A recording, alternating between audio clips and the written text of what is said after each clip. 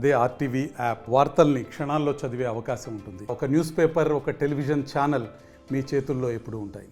Sangareddy Patancheru Konnur PS వద్ద దారుణమైన ఘటన చోటు చేసుకుంది. సొంత కొడుకు అతి దారుణంగా తల్లిని కిరాతకంగా 7-8 సార్లు పొడిచి మరీ చంపాడు. అతనికి కుటుంబ సభ్యులకి కూడా గతంలో కూడా ఘర్షణ చోటు చేసుకుంది. మద్యానికి బానిసయ్యి అతి క్రూరంగా కీచక కొడుకు సొంత తల్లిని పొట్టన పెట్టుకున్నాడు. మనతో పాటు SHO CI ఉన్నారు, మాట్లాడే ప్రయత్నం చేద్దాం. నమస్తే సార్.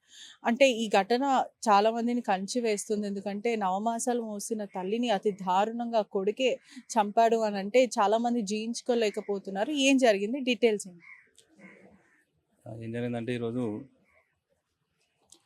మార్నింగ్ 5:30 ఆ ప్రాంతంలో, ఎర్లీ మార్నింగ్ 5:30 ఆ ప్రాంతంలో మాకు ఇన్ఫర్మేషన్ ఏమని వచ్చిందంటే, తెల్లపూర్లో ఈ డివినో విలాస్ విలా నెంబర్ 41లో ఈ Radhika Reddy aged about 50 years, ఆమె కొడుకు అయితే కార్తీక్ రెడ్డి ఉన్నాడో ఆయన 4-4:30 ప్రాంతంలో కత్తితో దాడి చేసి కత్తిపోట్లు చేయడం జరిగింది.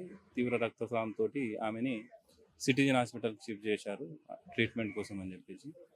మేము అక్కడ వెళ్ళి చూడగా ఆమె 6 to 7 ఈ కత్తిపోట్లతోటి గురై రక్తస్రావంతో అన్కాన్షియస్ స్టేజ్లో ట్రీట్మెంట్ తీసుకుంటా ఉంది. వాళ్ళ భర్త ఇచ్చిన మల్లారెడ్డి వాళ్ళ భర్త ఇచ్చిన కంప్లైంట్పై మేము వాళ్ళ కొడుకు, చిన్న కొడుకు కార్తిక్ రెడ్డిపై అటెంప్ట్ మర్డర్ కేసు రిజిస్టర్ చేయడం జరిగింది. 107 BNS కింద రిజిస్టర్ చేసి ఫర్దర్ ఎంక్వైరీ కోసం మేము సీన్కి వెళ్ళి చూడగా అక్కడ ఎంక్వైరీ ప్రకారం మాకు ఏం తెలిసిందంటే, ఇతడు మద్యానికి బానిసైండు బాగా. 1 సంవత్సరం నుంచి ఆస్తి విషయాల్లో గొడవలు అవుతున్నాయి. ఒక నవంబర్ ఆ టైంలో వాళ్ళ అన్నకు సందీప్ రెడ్డికి మ్యారేజ్ అయింది. అతనికి మ్యారేజ్ అయినప్పటి నుంచి ఆస్తి పంచాలని చెప్పి వాళ్ళ తల్లిదండ్రుల పైన, వాళ్ళ అన్న సందీప్ రెడ్డి పైన బాగా ఒత్తిడి చేయడం జరిగింది. మద్యానికి బానిస అవ్వడంతో ఆయన్ని కోయంబత్తూర్ డ్రగ్ అడిక్షన్ సెంటర్లో కూడా జాయిన్ చేశారు. వాళ్ళ నవంబర్ తర్వాత జనవరిలో మళ్ళీ వచ్చిండు. వాళ్ళ మదర్కి నేను మంచిగా అయినట్టు చెప్పేసి వచ్చిండు. నేను తాగనని చెప్పిండు. అయినా అలవాటు మానుకోలేడు తను. తరచూ ఆయన ఈ మధ్యన కూడా మిమ్మల్ని ఎట్లయినా నాకు ఆస్తి పంచి ఇవ్వకపోతే నేను సంపాదనకైనా వెనకాడనని చెప్పి వాళ్ళతో అనడం జరిగింది. అదే క్రమంలో మార్నింగ్ 4 గంటల ప్రాంతంలో వాళ్ళు పడుకున్న క్రమంలో ఆమె పొద్దున్నే లేచి ఆ సోఫా సెట్ పైన కూర్చుంటే సడన్గా వచ్చి ఆర్గ్యుమెంట్ చేసి ముందస్తు ప్లాన్ ప్రకారం ఆయన ఏదైతే కత్తులు తెచ్చి పెట్టుకున్నాడో ఆ కత్తితోటి ఆమెపై దాడి చేయడం జరిగింది. అంటే ఎక్కడి నుంచి కత్తులు తెచ్చి పెట్టుకున్నాడు? ఎన్ని కత్తులు తెచ్చారు? ఆయన 2 కత్తులు ఉన్నాయి.